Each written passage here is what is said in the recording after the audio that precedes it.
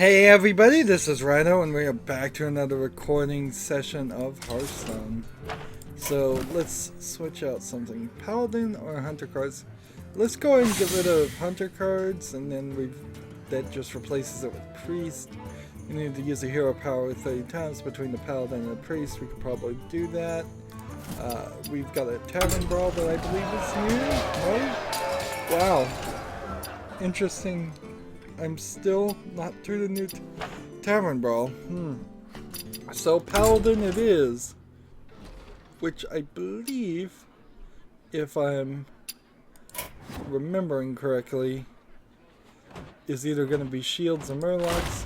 So we'll take Murlocs, we'll try to play Ranked, and we'll play here. Although, what were my quests? Did I need to play cards? Or win victories? I guess it would matter differently if I should have checked that, because it's definitely a different choice if I needed to play Paladin cards, because there's almost no Paladin cards in the Murloc deck. I would need to play the Shields Up deck. So I don't have an overflowing list of things to talk about, but certainly have a decent selection. I finished Resident Evil 6 and it's really bad. Yeah, it's taking too long to load into the game. This is almost gonna fail, certainly. Finally.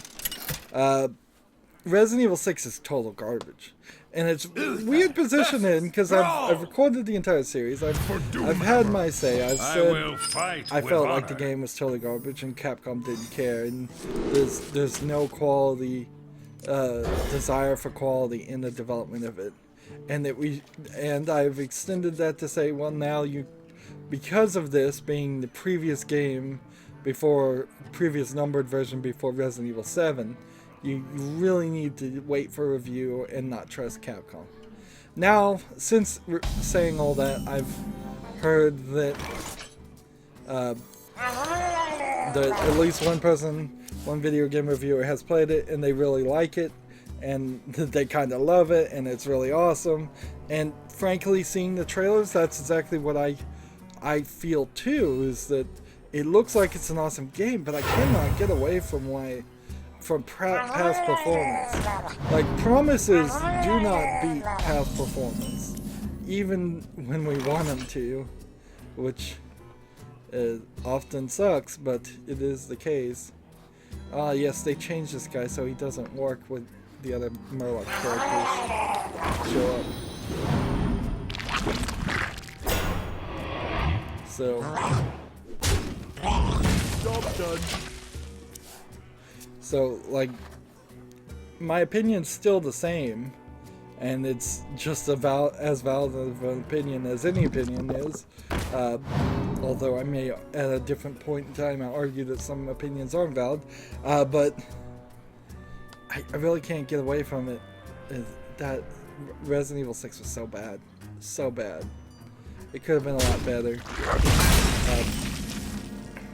Was it just an attempt to maybe put an end to the series in completion? I'm not sure. I should have attacked the ooze with this, actually.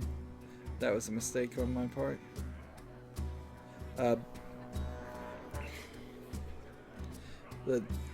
It didn't feel like they were trying to kill off the Resident Evil series to do a reboot. If anything, they were trying to introduce a new character and start a whole new chapter. Although there really wasn't a... Wow, they made a big mistake there.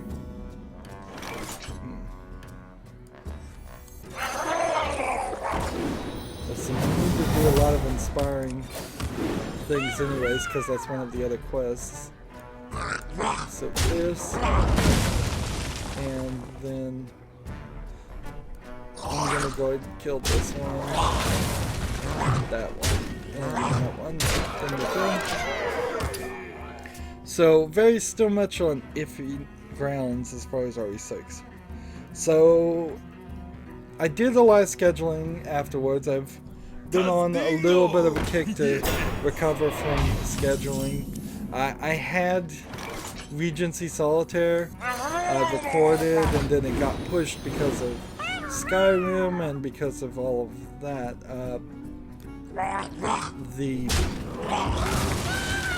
That had an entire like 30 episodes that I can double up and put right in February for Valentine's Day, so that's good. I'm struggling here to actually do a full month of Valentine's Day. Skyrim, I'm not going to have the opportunity to really to do like a romance sequence there, because I don't even know how to get the romance going on there. I know there's a way to marry somebody and fall in love and all of that, but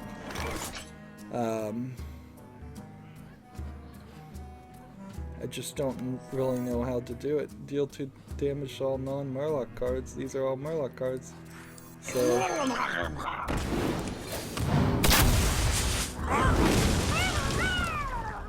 That's incredible.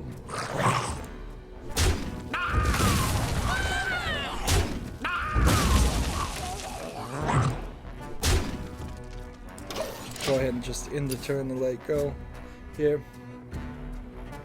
So Skyrim, no real romance. For the AAA games, I might be able to do Enslaved Odyssey to the West and see if there's romance in there. I tried to look it up on Wikipedia and see if there was any romance in there, but there's nothing really else as far as AAA Western games, which inherently is a problem in itself. But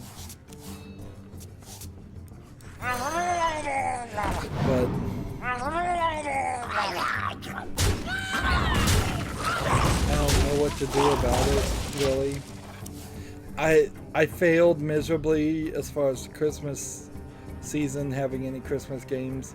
The only thing I did is the 12 Days of Hearthstone card pack opening thing, which I got that done in time and nothing else. There was at least one Christmas game I was going to play, but just scheduling and Skyrim in particular got in the way.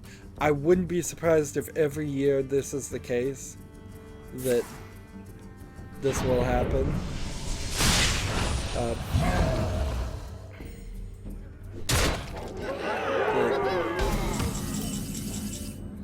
But I don't know how to ever get around that, really. Oops. I took victory when I didn't mean to. Oh well.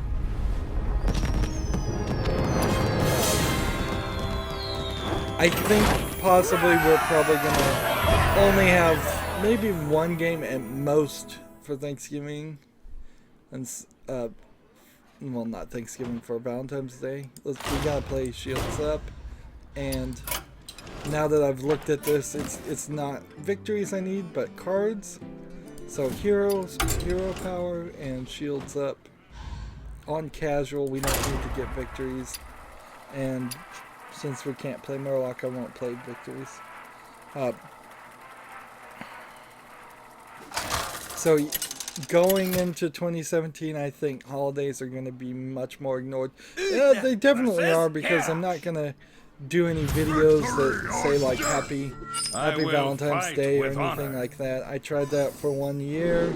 It required a lot of my time being wasted trying to harass my artist at the time to get any work, and now I effectively feel like I don't have an artist at all, and frankly I never had an artist, if we're just gonna be honest here, because if you have somebody who's not doing what you're wanting to and actively adding time and effort to me to just because I have to harass them, he was having a very negative impact to it.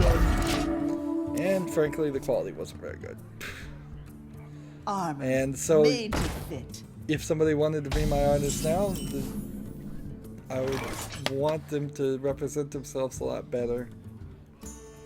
And I would want him to be much more of a go-getter. Shush! Weapon ready. I'm not sure if it significantly has hurt my channel. It probably very much has, having no thumbnails on my videos, but really can't do anything about it. Man, I gotta learn to use that cough button. Sorry. I got a tickle in my throat, which will probably cause me to cough again. Weapon ready.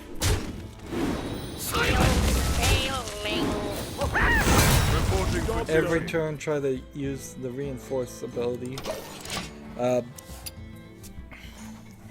So yeah, that's a bit of a backslide. My channel's doing pretty good at it, at 102, 103 people. All these claims of YouTube's algorithm hurting people doesn't seem to affect me. And I did write this down. Captain Sparkles also has no data to support this. Now, that being said, Captain Sparkles is one of the obviously loved YouTubers internally in YouTube. They love Captain Sparkles. They do things with him. He gets them a lot of views, a lot of kids, and he mostly stays clean, which makes it mostly family friendly. So he is an anointed one, certainly. So it's not really a surprise if they would exclude a channel of the size, or exclude a channel because they like him from whatever they're doing. But I also just think there might be a lot of hysteria going on here, that there actually isn't as many instances of this happening as are being claimed. Because if it's just H3 making claims, and maybe Scarce, and maybe Leafy, and maybe like a couple other people, it could be very easily that only 2 or 3 people are making claims, and then the vast majority of people that follow those big people are responding to those claims and getting views on their videos.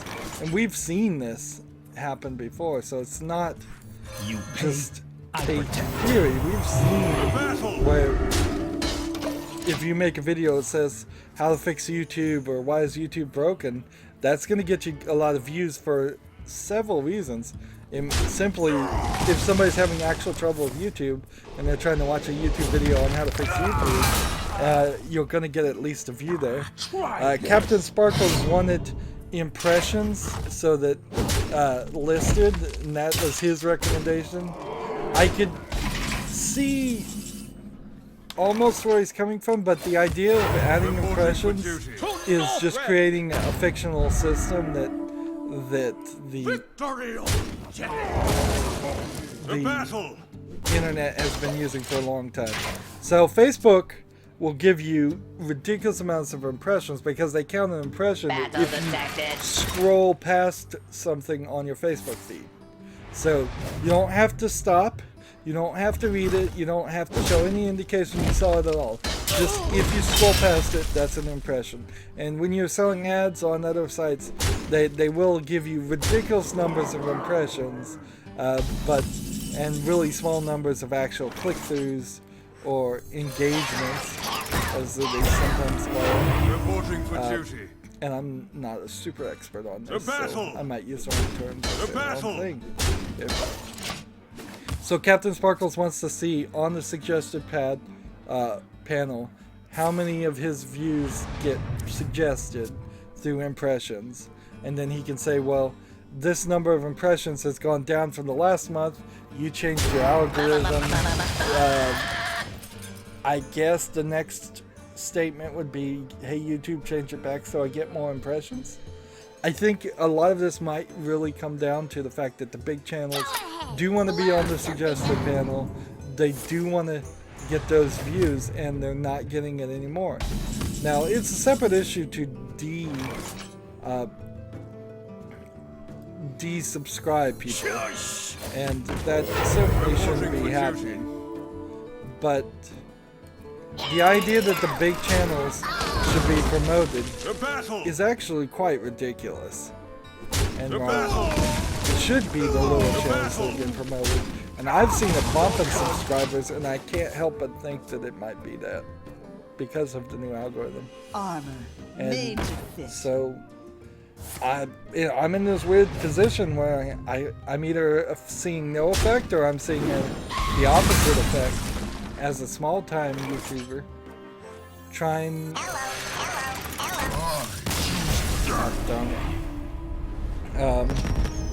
And Captain Sparkles is not seeing the thing as any change as a big-time YouTuber. So then it almost feels like maybe HCHC just makes drama, which they certainly do. So that's also a concern. I probably should hurry up though as we're going through this. So Gary Newman, the programmer, I think for Rust, creative Rust, has asked players to just stop playing if they're bored, so it can leave early access. Actually, these first two stories work really well together. Actually, didn't even mean to do that. So the problem with Rust is it's in early access. They come out with a patch to add more features. The players who are playing in early access love it for a while, then they get bored, and then they want to make little changes or get a little additions. So then he probably incorrectly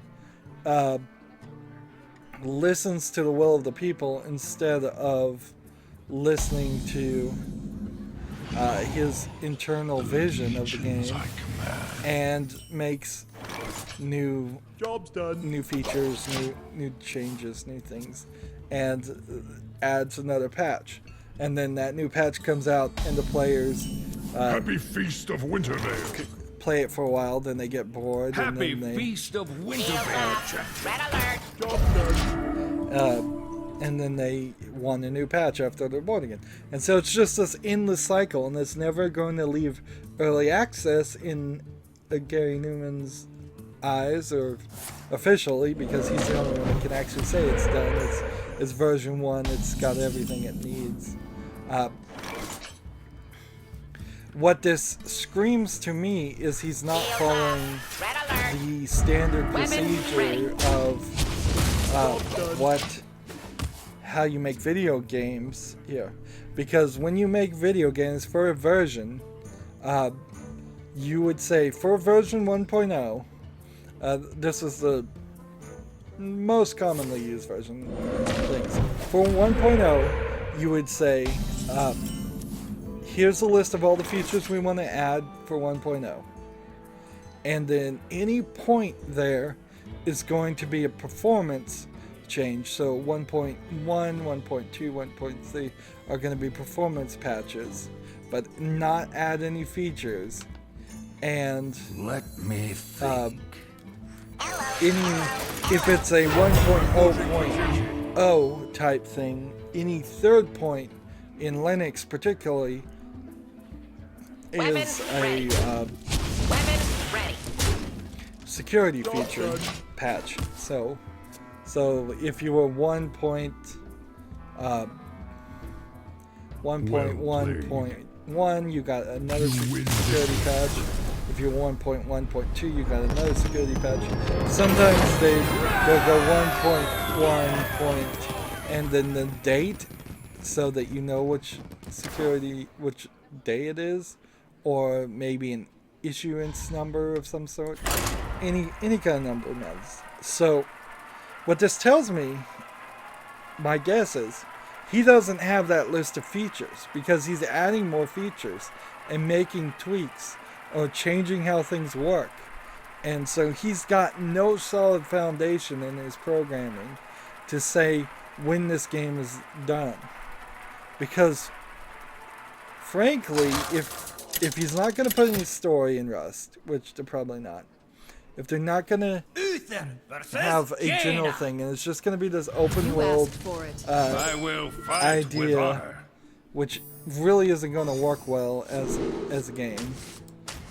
It's kind of the problem with Skyrim too, is that the game is just so open world, and there's very little direction or guidance or actual story or projected path the player is supposed to take. If he's not going to add any of those things, Rust is probably done. It probably has more than enough features from what he was thinking. And he should put it out of 1.0. He should not add any more features until 2.0. And he should be done with it. And frankly, he probably should have been done and put it out of early access The legions I command. when it was hot and big and getting a lot of YouTube views. And then he could say, I'm working on 2.0. 2.0 is going to have a lot more features. This, and this. Here's a list of the things we're planning on it. Minecraft for a long time would not go to the next major update because they were not adding any features. Now Minecraft adds features with almost every update, and it's very interesting. And that's kind of the similar thing, is nobody really wants to play Minecraft 1.0 with none of the things that are in it, but people still want to play Minecraft because it's constantly updating. And they certainly shouldn't do something like Kerbal Space Program, where the game was chock full of features, but they simply would not give it a 1.0 version until they were completely done. And see, that's totally the wrong way to number something. You can't just say this is 0.987 and just make that 0.9 grow a little bit more and a little bit more and a little bit more. They can even go crazy and be like 0.11 or 0.12, 0.13, and it's like, seriously, guys, just release your game as, just say version 1 is done. There's nothing stopping you from making a version 2. The thing that finally made them make Kerbal Space Program make version 1 is the fact that consoles don't want less than version 1 games on there. So then even though there's a lot of things that could use a lot of fixing in Kerbal Space Program, it's not feature things that they're adding, it's storyline and design ideas, ease of playability. So then we just get back to, he asks the players to stop playing, which is weird. I mean, that is not the right response, certainly. So, moving on to the second story of a programmer who doesn't program. Yandere Simulator's dev, his YouTube is kind of a master class of examining somebody that's never going to finish a video game and doesn't know how to work with others or make a video game.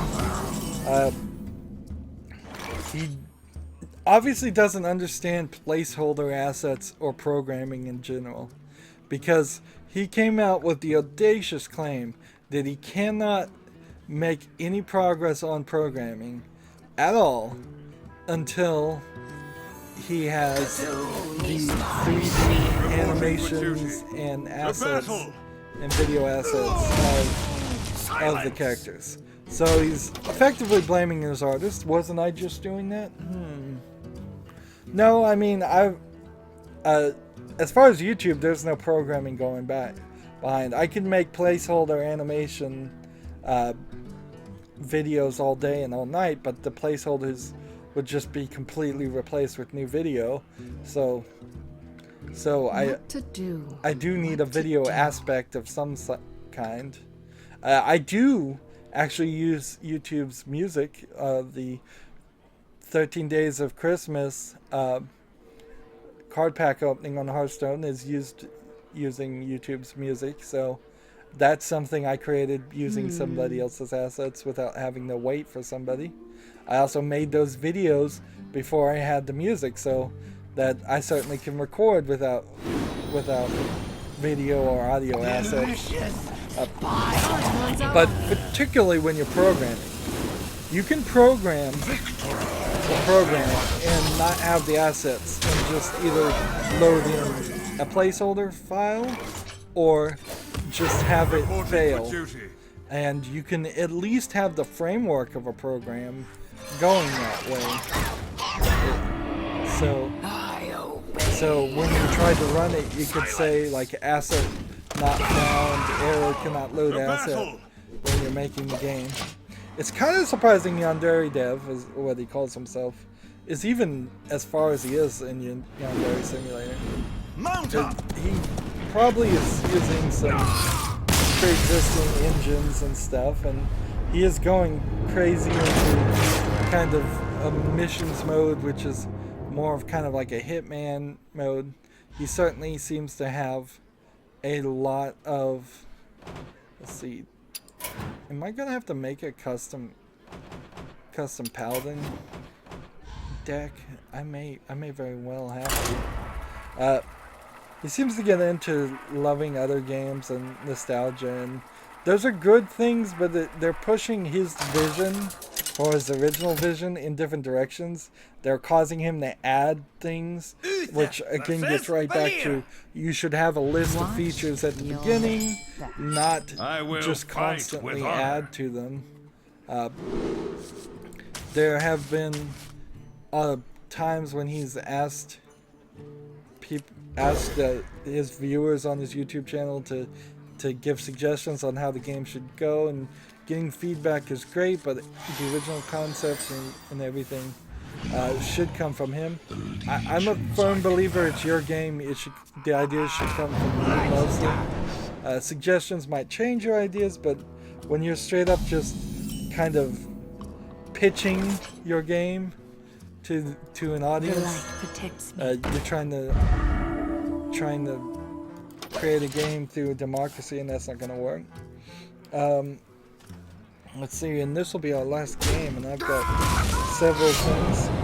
I got a lot of things, actually. Total Biscuit disagrees with the article about toxic Twitch chat.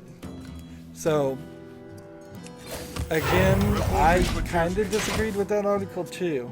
Like, the auto mod tool that they're coming out with, that Twitch is coming out with, it really seems like it's just one of many mods that you could use, and it's an internal one.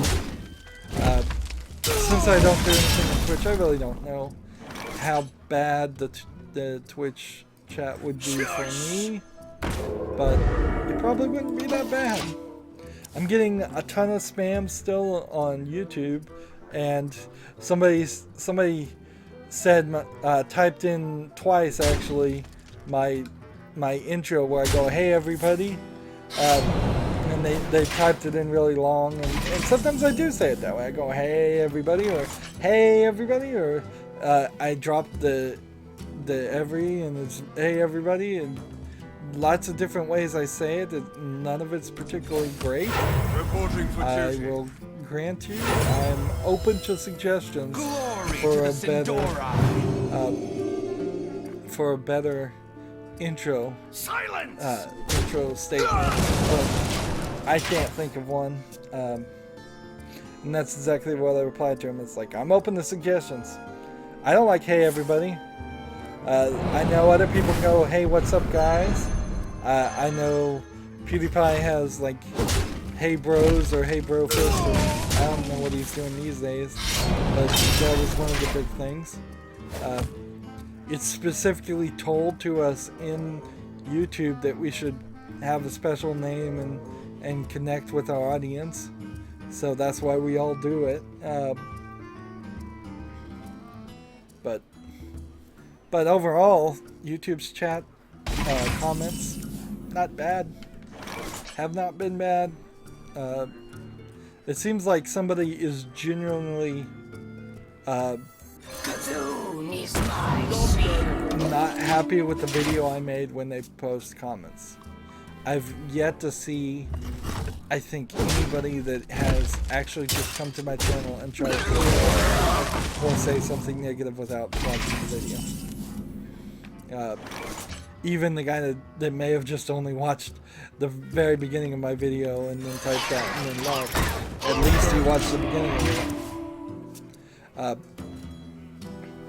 I was looking at the related channels to mine, and the one related channel YouTube puts me up against, this guy has like thousands, hundreds of thousands of subscribers, and all he does is Mario, Nintendo, and like Lego games and of the videos I saw, he does no commentary at all. So it is just blatant copyright infringement. And so I was looking at how the flagging options go. I didn't actually flag him.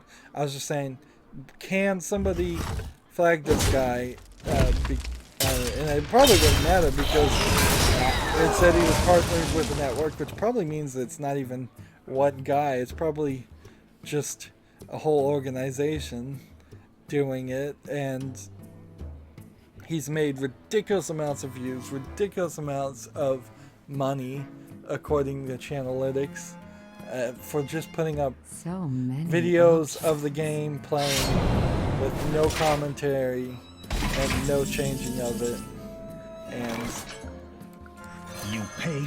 he's gotten away with it. So maybe I was in the wrong business. Maybe I should just blatantly copyright things. Obviously, this guy came before me, and I see why they say it's a related channel. I do Lego games. He's done Lego games. I don't do Nintendo games, so maybe he'll go away because of that. And in the flagging of things for copyright, you can't report an entire channel for copyright violations, although you probably could send a DMCA, an actual DMCA, to do that if you wanted to. And I'm not saying anybody should go flag this person, and I'm not saying his name or anything like that. I'm just saying if Nintendo found out, they would certainly take it down. And that's one of the issues, is you have to actually be the company, at least as far as YouTube is concerned, to claim anything. So it would be up to Nintendo to claim the Nintendo videos, and up to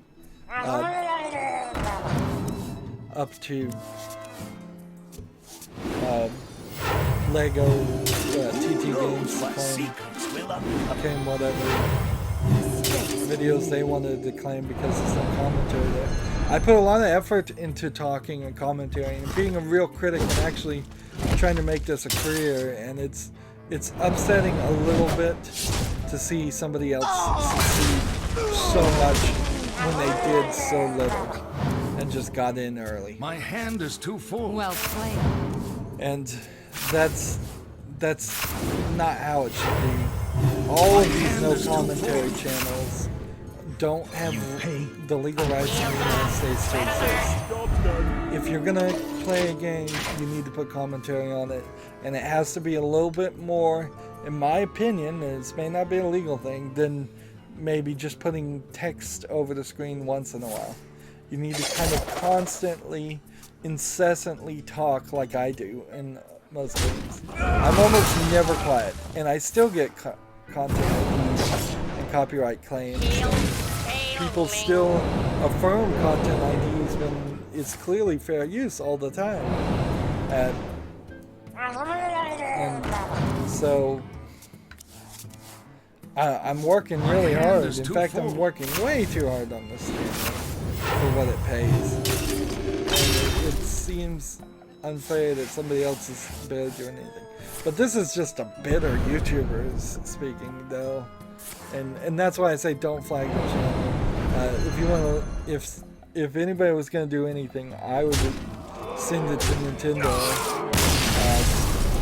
And getting rid of one no commentary channel is not going to do much. It really isn't. It's not going to boost the viewership on mine.